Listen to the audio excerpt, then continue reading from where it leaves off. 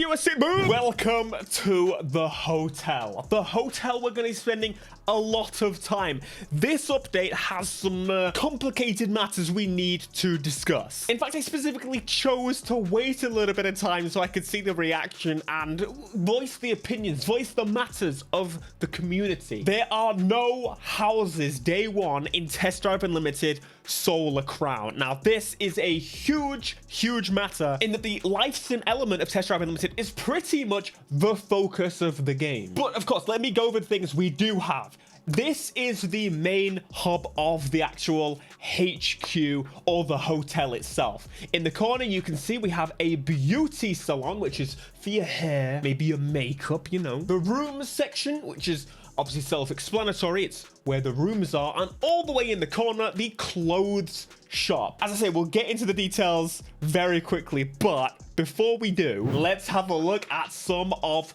the rooms. And you'll hear me say some of, because that's quite an important piece to take away from this. Now, this area is obviously your bed, you got your sofa, you got a picture, which hopefully we can replace those pictures. That's something that TDU2 did really well. You could replace the photos with your own pictures you took around the world. That's super cool. We actually have the dressing area over here, which seems to be in this fancy glass cabinet. We are all millionaires, obviously. Here's another look at one of the other locations, which is awesome. We've got another picture of the city over here. We've got some furniture. We've got our person stood here looking at their view. For some reason, all the pictures are nighttime outside the windows. Now, this is the hotel itself, and it is essentially a HQ or hub if you've played The Crew. It's going to house essentially everything that you can expect in this game.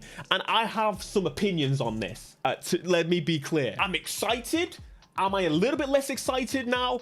But ultimately, the big problem for me is everything being in one place. So in here you can see the theme of the idea. The roads look pretty empty, but it comes off the highway. You've got multiple ramps to get into this, and yeah, this is the hotel. There's another view of the hotel in the daytime, and at the very top, is that a helicopter pad?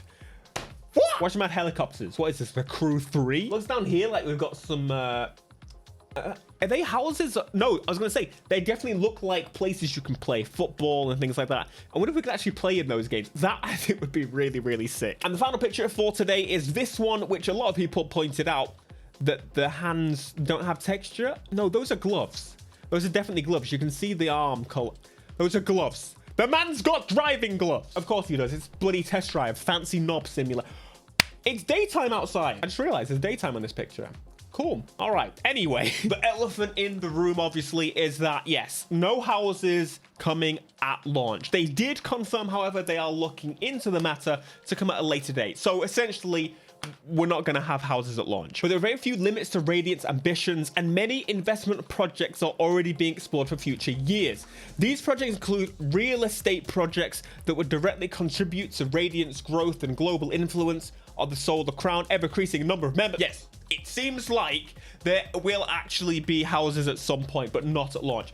And to me, I don't know if this is a big issue for me. I think looking at these pictures, there is clearly multiple rooms going on here, different types of rooms, different, you can upgrade as you progress through the game. They do in fact confirm. The Solar Crown organization also stipulates that its most distinguished members will be offered increasingly prestigious suites as they move up the ranks in gamer reputation. I hope you also have to pay for those, because that's kind of a huge point of having money in this game. Now, I'm going to be real. As I said, I don't really mind as long as there's multiple rooms for me to check out. They've said houses are coming.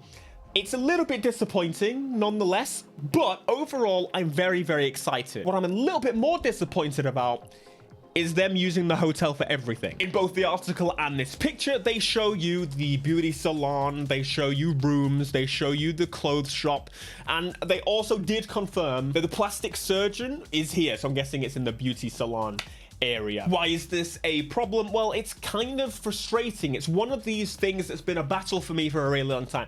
Every time I speak to some developer or some people, they're basically saying that, yeah, the reason we put everything in one place is we can kind of create this hub feel, which is great, because that means there's always people there, there's always people passing through, and ultimately it makes it a little bit easier. But I personally think in a world where we're not making use of our maps. We're making bigger and bigger maps, 1-to-1 scale, incredibly sized worlds. We already went through some of these pictures. This looks incredible and I can't wait to explore it.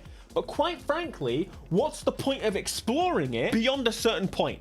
Like, I'm gonna find the buggies, I'm gonna find the abandoned cars, I'm gonna do some exploring for the first time for myself, but what the hell am I gonna do after that?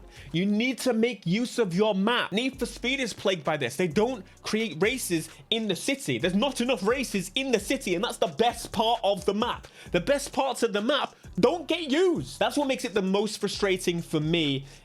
I want to go specifically to the plastic surgeon. I want to go to the real estate agent. I want to go to these places, even for the apartments in that building. Just let me go to an estate agent outside, somewhere else, call them up. What's the point of having such a big explore ready map that I don't then explore after being to that road once? I haven't looked at all the roads in Forza because there's no reason to. Mega excited, but what I think it shows ultimately is that people are drained of the generic. We are frustrated. We're craving more gameplay when all these games feel more and more similar to the point where what's the point? Make use of these incredibly crafted worlds. Have different gameplay. Make it different, make it unique. But I must state, this is a choice that they have made, and they do still say that it's coming at a later date. I mean, if the game does as well as they're expecting, which surely it should based on every other element. This is not a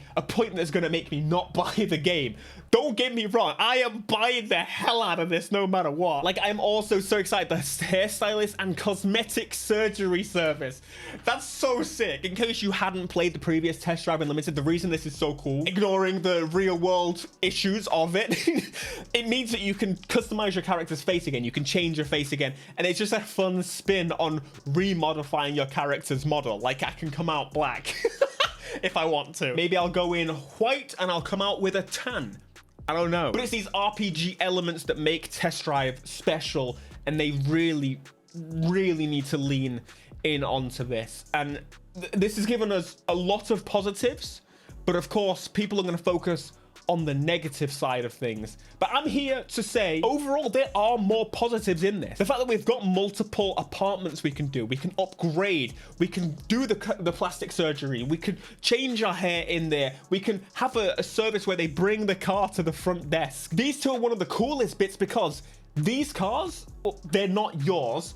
What they are other players' cars. These players have done something amazing that week in the game, and so their cars have been placed in the lobby to see, which would make a heck of a lot more sense if we could have like some crazy customization. But I guess liveries, maybe? There's still a lot to be confirmed. There's still a lot to see, and we are closing in on June, July, or the gaming announcement time. We have to see gameplay soon. It would not make sense. The Solar Hotel. There we are. That's pretty much all you need to know. Please do let me know your thoughts down below in the comments. Does this mostly excite you? Does this add some disappointment? I think I am in the camp of mostly very excited, but again, the lack of houses at launch, disappointing, but it's not going to stop me buying the damn game. Be sure to smash like, subscribe if you are new, and I will see you back with the next drop of Test Drive Unlimited Solar Crown. Check out this video, by the way. This is my secret channel, in case you don't know. Very secret. Very. Peace.